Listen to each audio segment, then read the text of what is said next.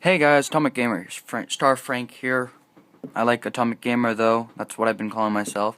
I've got homework, but I did this in class and I couldn't record for multiple reasons. One, I don't have my awesome stand set up, and two, I don't know if my teacher would let me record or not. Also, everybody's voices, and it's just like a bunch of stuff that I have to be careful of. So I'm going over the homework that we had to do. For number 13, because we've got stuff before this, but I'm not going to show it because it's basically the same as what we're doing now. This is actually a little bit more complex to me personally, but as you can see, number 13 up top, obviously not too complex. But what the original problem is sine of x times cosine of x all over 1 minus cosine squared of x. And what that means is, well, with cosine 1 minus cosine squared of x, we can reduce that to sine squared of theta. Well, I'll just show you it. On this little cheat sheet right here, sine squared of theta plus cosine squared of theta equals 1. Well, right here, it's 1 minus cosine. So, we can substitute it. Basically, it's changing it, but at the same time, it's not. It looks different, but it's the same. And so we get sine squared of x. So when we cross cancel, because it's multiplication, we can do that.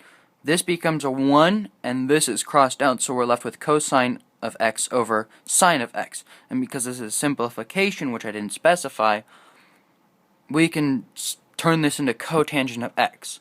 For number 14, we've got tangent of x plus cotangent of x over secant squared of x. So tangent of x is sine of x over cosine of x, so I put that in here.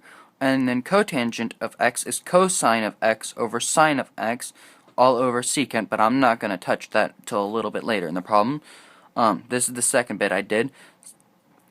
You can multiply this side by sine over sine, which is 1, sine of x over sine of x, and multiply this side by cosine of x over cosine of x, giving you sine squared of x plus cosine squared of x all over sine of x times cosine of x.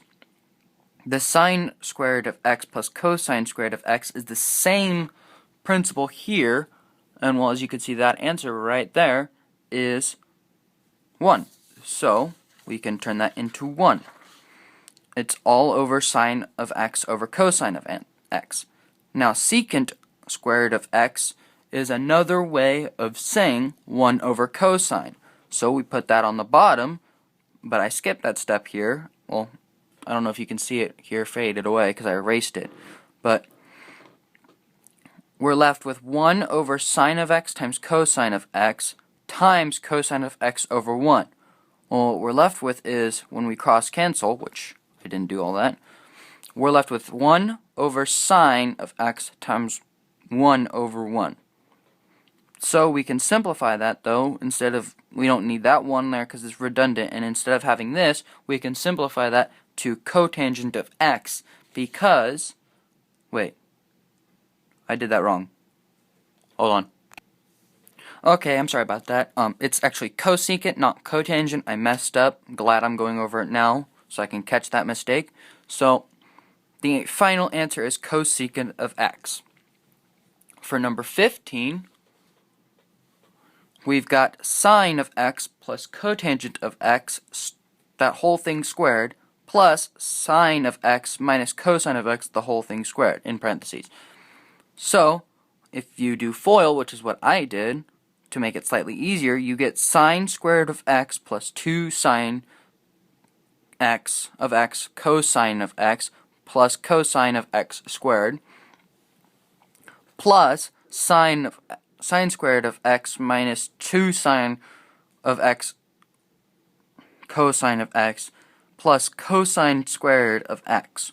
Well, sine and cosine, as our previous little thing says, right here, sine squared of any angle plus cosine squared of any angle is 1. So we can simplify this and this to 1, as well as this and this to 1. And when we combine these two values, they cancel each other out, so we're left with 1 plus 1, which is 2. I will be uploading the next part in a bit.